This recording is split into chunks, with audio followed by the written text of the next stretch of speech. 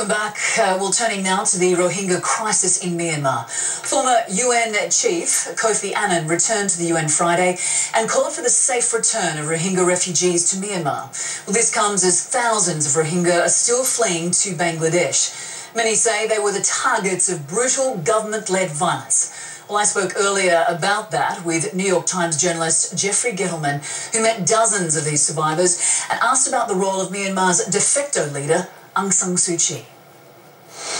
Jeffrey, you mentioned that these sorts of things happen in dictatorships, but we are talking about Aung San Suu Kyi. Whether she's just a figurehead or a puppet, the fact of the matter is she is the de facto leader of Myanmar who is speaking on behalf of the country. She was a Nobel Peace Prize winner. She was the beacon of human rights. She was the darling of the international community. And now she is defending this behaviour, denying that it's even happening. What has happened to her?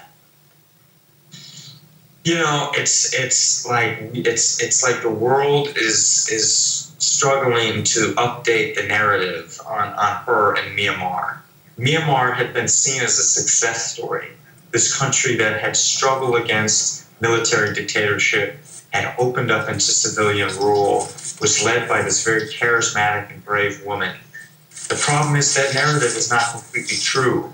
There is still this very brutal thread running through that society, and the Rohingya were the victims of that. I think she's in a tough position. I don't want to defend her, and I've never met her. I haven't set foot inside Myanmar. They're not letting journalists like me get to these areas where the people were massacred. But I do think she walks a fine line. She is coming into a country that has a long history of being controlled by the military. And if she pushes too hard, there could be a coup, they could push her out, there could be a lot of ramifications. But that said, I think there's great frustration that she's not trying to do as much as she can to control this brutality. And it's like, it was like open season on these Rohingya civilians. You know, people like children and young women, and old people, and just, you know, thousands of civilians massacred, unarmed people, innocent, putting up no fight, just murdered by their own government. Jeffrey, the United Nations is talking about this. Kofi Annan returned to discuss this issue. But are you surprised that other countries are not condemning these atrocities? I just think everybody's hiding behind the fact that it's difficult to know what exactly happened, because nobody was there. Watching this unfold the way journalists have been, let's say in Rwanda in 1994, where there was footage and there was so much evidence of a genocide, the pictures of bodies in churches, things like that.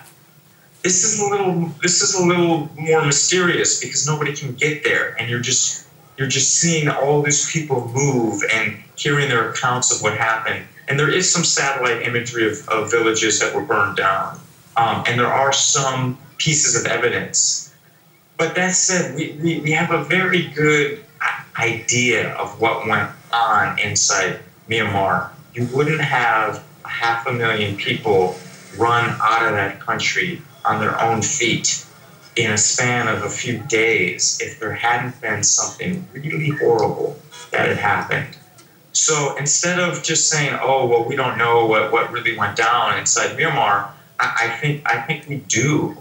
And I think there should be a bigger effort and more pressure to figure out what happened. But this is, like I said, this is the beginning. We're just a few weeks into this story. And one point which I think is important, is you have 500,000 people now stuck in these camps and nobody wants them. Bangladesh is saying, we're going to push them back into Myanmar. We cannot afford to keep them. And Myanmar is saying, well, these people don't belong in our country in the first place, so we don't want them. And so that's going to create its own crisis. Jeffrey Gettleman, we really appreciate you bringing this story to us. Many thanks. My pleasure.